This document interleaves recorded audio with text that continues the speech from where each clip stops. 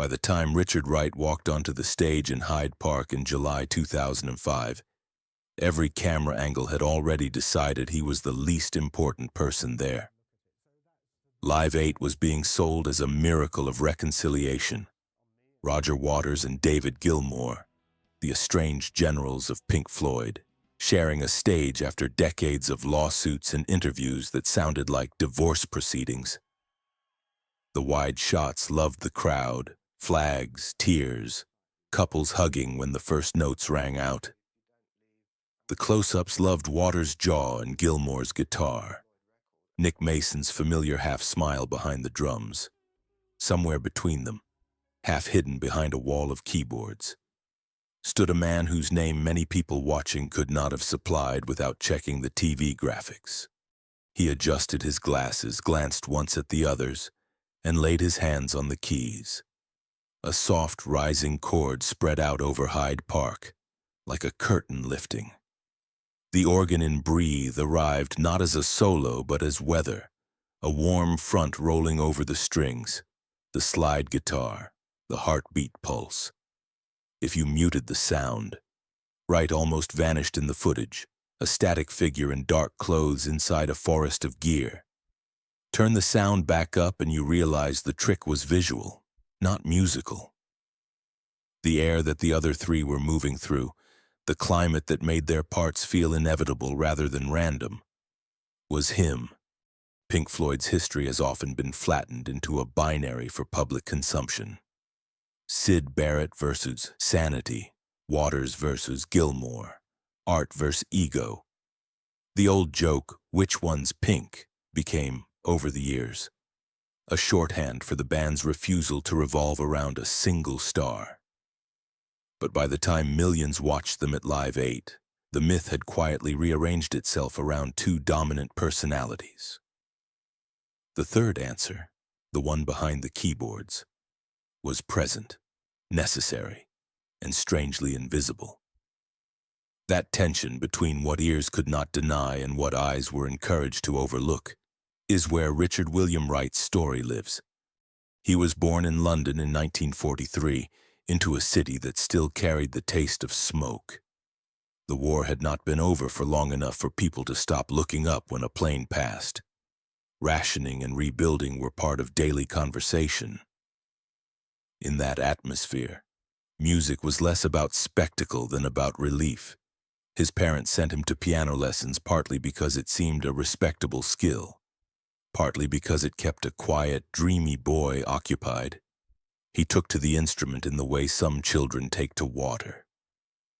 Scales and exercises bored him, but the moment a teacher showed him how one chord could blur into another, how a minor note could darken a bright melody, something inside him clicked. Trumpet came next, then trombone, not because he wanted to stand in front of a band and blaze, but because he liked the way brass could smear notes between fixed pitches, like a voice that didn't care about clean edges.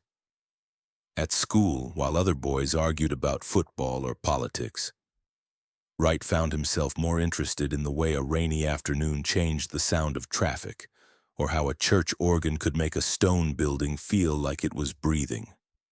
He would later say, almost apologetically, "The atmosphere was my thing." For a long time, that sounded to other people like he was minimizing his role. In reality, he was naming the only territory that ever truly made sense to him. Art school London in the early 60s offered him something that wartime London never could, a sense that oddities might have a place. Coffee shops filled with jazz records. Students argued about bebop and Bartok with equal enthusiasm. Wright drifted through the Royal College of Music and into the orbit of other young men who wanted to make noise without quite knowing what shape that noise should take. At Regent Street Polytechnic, he fell in with a loose, changing group, future members of Pink Floyd among them, who rehearsed in borrowed rooms and played under names that changed as often as their set lists. He was not the one who cracked jokes between songs or hustled gigs or charmed managers. He was the one who stayed behind after rehearsal, trying a different voicing, shifting a chord so it landed not on the downbeat but just behind it, seeing how long he could let a note hang before the silence turned awkward. To the others, this could look like fussiness. To him, it was the whole point. If the atmosphere was wrong, nothing on top would make emotional sense. When Syd Barrett arrived as songwriter, singer, and guitarist, bringing with him nursery rhyme surrealism and a sense of melody that seemed to belong to a different planet, Wright recognized both the brilliance and the fragility. In the UFO Club and other underground venues, with slide projections dripping color on the walls and audiences experimenting with altered states, Barrett's songs were the obvious focal point. But even in those earliest shows, when Pink Floyd were still more of a rumor than a band, the thing that made the chaos cohere was Wright's playing. Behind the storm of echoing guitar and feedback, he kept sending out chords that did not resolve in the expected way. Instead of marching from home to away and back again, his harmonies drifted, as if the song itself were unsure whether it wanted to land. That uncertainty was not an accident. Barrett's lyrics about gnomes and scarecrows and childhood games could have become throwaway psychedelia in less careful hands. Wright's instinct was to treat them as portals. If he made the music feel like a half-remembered dream, disorienting but strangely safe, then the audience might follow the band further than they realized. He also saw, before most people did, the cost of brilliance without protection. As Barrett's behavior grew more erratic, standing on stage and refusing to play, showing up late or not at all, drifting mid-song into a single chord struck over and over until bandmates had to carry him out of the moment by force, Wright watched with a mixture of concern and recognition. He knew how easily being the special one could shade into being isolated. When the group eventually took the cruel, necessary decision to bring in David Gilmour and then to continue without Syd altogether, Wright understood the subtext better than almost anyone. In this band, as in most bands, you were only safe as long as your usefulness outweighed your fragility. He filed that lesson away, not consciously, but like a musician memorizing a pattern under his fingers. It would come back for him in ways he could not yet imagine. The years between Syd's departure and the dark side of the moon were, for Richard Wright, an extended laboratory. Albums like A Saucerful of Secrets, More, Umaguma, and Atom Heart Mother weren't coherent masterpieces, but they let him push the band towards longer forms and more daring harmonic territory. On stage, pieces like Careful with That Axe, Eugene grew from whispered beginnings into explosions and back again. The dynamics as much about what his organ did as about any scream on the microphone. Echoes from Metal might be his clearest thesis before Dark Side, a single note pinging like sonar, gradually surrounded by rising, swirling keys, until what began as a sound becomes an environment. While Waters' conceptual ambitions were sharpening, the fascination with madness, with authoritarianism, with the machinery of modern life, and Gilmour's guitar voice was maturing into that uniquely human, almost vocal tone. Wright was quietly building the plane they were both flying in. He brought jazz chords and modal thinking into a rock context without ever turning the band into a jazz rock group. He kept things simple enough for non-musicians to feel, complex enough that you never quite exhausted them with repeated listening. When the band converged on the idea that became the dark side of the moon, those threads finally wove into something that even they, at the time, only half understood. The songs that Waters was writing, about time, money, conflict, madness, death, could have turned into a protest record or a lecture. Gilmour's melodies and solos could have turned it into a virtuoso's showcase. Wright's contribution was to insist, by the way he played, that the album had to feel like one long, coherent state of mind. The ticking clocks and cash registers, the taped voices and sound effects were the obvious gimmicks. The less obvious glue was his keyboard work.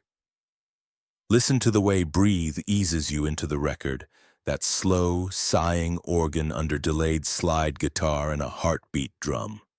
There is no rush to get to the chorus. The first time you hear the song, it can feel almost static. Only after a while do you realize that the chords are not the straightforward changes of blues or pop. They lean into notes that make you slightly uneasy, as if the floor under your feet were softer than you thought. On Us and Them, Wright's piano and organ carry the entire emotional weight of the verses.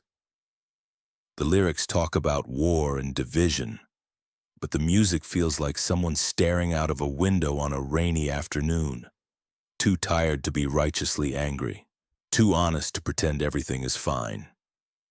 His harmonies there, big open chords that seem to contain both sadness and acceptance at once, became as much a part of the Pink Floyd vocabulary as any lyric about lunatics on the grass. Then there is The Great Gig in the Sky. It is credited to Wright and, in later editions, to vocalist Claire Torrey, but in a deeper sense it belongs to a conversation between the two of them that happened entirely through sound. Wright brought in the chord sequence and rough structure, a rising, falling progression, circling around the idea of facing the end. It could have been a conventional instrumental. Instead, at engineer Alan Parsons' suggestion, they invited Torrey to improvise. Wright did not tell her what to sing. He did not hand her lyrics or ask for a particular emotion. He simply played, again and again, and allowed her to inhabit the space he'd made. The result, that wordless, word-breaking cascade of cries, whispers, sobs, and defiant arcs, is one of the most emotionally direct moments in rock history. Wright is not the loudest sound in it. He is the ground it happens on. His willingness to leave room, to trust that atmosphere and structure could carry meaning without explanation, was not an absence of ego. It was a different kind of ego, the kind that finds satisfaction in building something bigger than itself. The commercial success that followed The Dark Side of the Moon had almost nothing to do with that temperament. Suddenly, Pink Floyd were no longer a cult band or an underground phenomenon. They were a business measured in platinum certifications and arena capacities. Money poured in. Pressure did too. Managers and record companies wanted another Dark Side, then another. The band were now brands. On Wish You Were Here, the 1975 follow-up, the music folded back on itself. The album is, in many ways, a long, coded letter to Syd Barrett. Longing, guilt, anger at the industry that had chewed him up. Wright's keyboards frame that confession. The opening of Shine on You Crazy Diamond, with its distant four-note motif and rising synth pads, is often associated with Gilmour's guitar entry. But it is Wright's patient, unhurried chords that make those notes feel like a signal from somewhere beyond reach rather than just a clever riff. When the full band comes in, his organ sits just under the surface, a slow tide pushing everything forward. Yet even as his music was doing some of its finest work, the internal dynamics of Pink Floyd were shifting. Waters was writing more and more of the material, and his sense of authorship hardened into a belief that he should also direct the band's artistic and political trajectory. He was not entirely wrong about his own contribution. Many of the lyrical and conceptual ideas that turned Animals and The Wall into powerful, enduring works came from his pen. But the more he stepped forward, the more someone like Wright, conflict-averse, reflective, musically rather than verbally driven, found himself pushed to the edges of decisions that still depended on his instincts. By the time they were making Animals, the mood in the studio had changed. The record is harsher, more openly angry than its predecessors, Songs stretched into long allegories about pigs, dogs, and sheep, capitalism and control. Gilmore's guitar snarled more. Waters' voice sounded less like a narrator and more like a prosecutor. Wright's keyboard contributions, while still present, had less room to breathe. The music no longer wanted endless horizons, it wanted barbed wire. For a man whose calling card was atmosphere, it was a less natural fit. Outside the studio, his life was fraying. A marriage was collapsing. The touring cycle was relentless. Cocaine, which had been part of the broader rock culture for years, did him no favors. It amplified anxiety, eroded timing, made it harder for him to bring the calm focus that his best playing required. To a bandmate like Waters, already irritated by what he saw as lack of commitment from others, Wright's struggles looked like irresponsibility. The fact that Wright was in his quiet way, drowning, did not feature heavily in the accounts of who was pulling their weight. Then came The Wall, conceived by Waters as a sprawling, semi-autobiographical rock opera about isolation, trauma, and the building of psychological barricades. It demanded more work, more time, and more money than any Pink Floyd project before it. The sessions were fraught. Producers and engineers were fired and rehired. Arguments about arrangements turned into arguments about control. For someone who hated confrontation, the studio became a minefield. Wright's contributions to the early stages of The Wall were patchy. Some days he arrived with ideas. Some days he barely arrived at all. He later admitted that he was not in a good place, personally or creatively. Waters seized on that. In his view, the band could not afford passengers.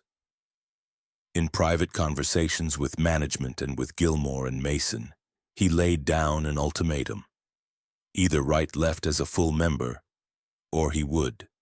No single shouting match defines what happened next. Rather, there was a grinding process of meetings, proposals, and eventually contract amendments. Wright, under pressure, signed documents that removed him from the partnership. Officially, he ceased to be a member of Pink Floyd. Unofficially, he was still needed. The Wall Tour, with its elaborate staging, its giant inflatables, its physical wall built and demolished each night, required his playing to sound like the record audiences would be expecting. The solution the lawyers came up with was brutal in its clarity. Wright would go on tour as a hired hand, paid a salary. In a band built on the illusion of four equals, this relegation might have stung less if it had happened quietly, on a record nobody cared about. Instead, it played out during the most over-the-top tour of their career, night after night. Wright stood on stage behind his keyboards as a show about alienation and dehumanization unfolded around him, all the while knowing that the entity named on the tickets no longer officially included him. When the tour's gargantuan costs were finally totted up, The Wall Live had lost money. The only person who ended up in the black financially was the one who'd been fired. As a salaried musician, Wright had been paid regardless of profit or loss. Waters, Gilmore, and Mason, as partners, absorbed the hit. It is the kind of detail that makes biographers and fans debate irony and justice. For Wright, it was not a punchline. It was a confirmation that the logic of contracts and the logic of music lived in two different universes. On paper, he had been demoted. In the sound that rolled out of those speakers every night, he was still essential. The crowd could feel his presence in the chords that swelled under comfortably numb, in the chills that ran through the nobody home piano parts. The business structure had no vocabulary for that. After The Wall, and the half-finished, largely Waters-driven The Final Cut, Wright drifted further away. Pink Floyd, as a functioning four-man unit, effectively dissolved. Waters pursued solo projects and court cases. Gilmore made solo albums. Mason produced raced cars, kept options open. Wright retreated. He spent time on a boat in Greece, surrounded by exactly the kind of horizon his playing had always suggested. A line where sea met sky with no obvious center. If he felt bitterness, he rarely voiced it publicly. Interviews from that period show a man groping for language to explain a loss that had cut deeper than career. Pink Floyd had not just been a job, it had been the environment in which his particular way of existing made sense. He tried other things. The Z Project with Dave Harris in 1984, drenched in then-fashionable synthesizers and drum machines, sounded like someone trying on clothes that didn't quite fit. The songs were fine. The reviews were lukewarm. Then, almost a decade later, came Broken China, a solo album about depression, composed as his second marriage fell apart. It is a quietly intense record, full of slow-building pieces, processed voices, and lyrics that feel like overheard therapy sessions.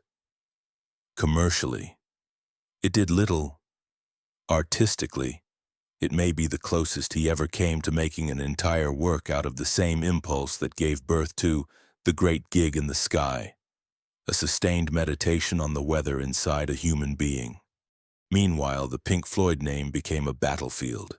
Waters, convinced that without his concepts and words the band had no legitimate future, left in 1985 and later sued to prevent Gilmour and Mason from continuing under the name. They, in turn, argued that Pink Floyd had always been more than one man's vehicle. In that legal and PR storm, Wright found himself in a strange position. On the one hand, his original expulsion from the partnership made him less central to the corporate entity. On the other, his musical presence had become a kind of secret weapon. Gilmour understood this instinctively. When he decided to revive Pink Floyd with a momentary lapse of reason and the enormous tours that followed, he invited Wright back, initially as a guest and then as a more permanent collaborator. The legalities lagged behind the reality for a while. Wright was again technically not a full partner. On stage and in the studio, however, his fingerprints were everywhere. Songs like Sorrow and On the Turning Away needed his textures to soften what could have been a slick, corporate rock sheen. The sight of him back behind the keys on those late 80s tours signaled, to fans, something deeper than just nostalgia. It meant that the atmospheric center of gravity had returned. By the time the Division Bell arrived in 1994, Wright's position had solidified. He co-wrote several tracks, and his lead vocal on Wearing the Inside Out was a small revelation. The song does not sound like a hit. It sounds like a private confession overheard. A middle-aged man admitting how easy it is to disappear while still standing in the same rooms. How tempting it is to turn inward and let others handle the noise. The fact that the band allowed that song onto an album built to sustain the Pink Floyd machine said something about how they now saw him, not just as a technician, but as someone whose internal weather deserved, belatedly, to be foregrounded. Off stage, he remained who he had always been. Modest in interviews, gently self-deprecating, more interested in discussing the mechanics of chord changes than in rehearsing old grievances. He sailed. He spent time with his children. He collaborated occasionally with Gilmour, notably on the On an Island project, where his organ and piano once again turned pleasant songs into something wider, more breathable. He no longer needed Pink Floyd as a primary identity, but when the band name came up, he spoke of it with something like resigned affection, a complicated family he had not chosen so much as grown up alongside. That is why Live 8 mattered. For fans, it was the unexpected epilogue. 4 men who had dragged each other through creative breakthroughs and psychic wars, briefly aligned again for causes bigger than themselves. For Wright, it was also a vindication that could not be litigated away. Under the Summer Sky, in front of a generation that had inherited dark side and wish you were here as part of the furniture of life. His playing made it instantly clear that no reconfiguration of names or credits had ever been able to erase his contribution. Whatever had been settled in offices. The music itself still carried his shape. 3 years later, that shape was gone from the world. In September 2008, after an illness kept largely private until it was too late for public drama, Richard Wright died of cancer. There were statements, tributes, moments of reflection. Gilmour called him his musical partner and friend, emphasizing how much of Pink Floyd's character had depended on his choices. Waters, too, set aside old arguments long enough to acknowledge that without Wright, the band's most powerful work would have been unthinkable. Fans lit candles, posted clips of Great Gig and Live 8, argued about rankings and legacies the way fans do. Then the world moved on, as it always does. Yet something had quietly shifted, as reissues, documentaries, and retrospective articles kept coming. The narrative about Pink Floyd began to stretch.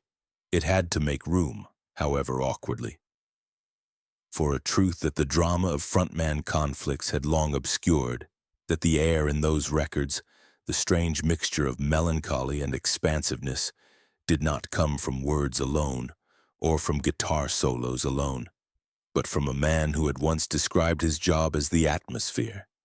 In the years since, younger musicians in genres that did not even exist when Dark Side came out, ambient, post-rock, certain strands of electronic and film music, have cited Wright as a reference point.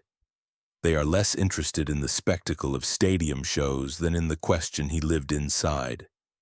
How do you make a listener feel that they are inside a space, not just being presented with a song? Producers and composers pick apart his voicings, his use of space, his refusal to fill every gap. They talk about Rick chords the way guitarists talk about Gilmour bends. There is a quiet justice in that. It does not erase the moments of humiliation, the years when contracts said he did not belong to the thing he had helped build, the interviews where his name was an afterthought. But it does mean that his chosen language, weather, air, atmosphere, has outlived the petty specifics. You can, even now, put on us and them in an empty room and feel within seconds that someone is carefully adjusting the light and the temperature around you.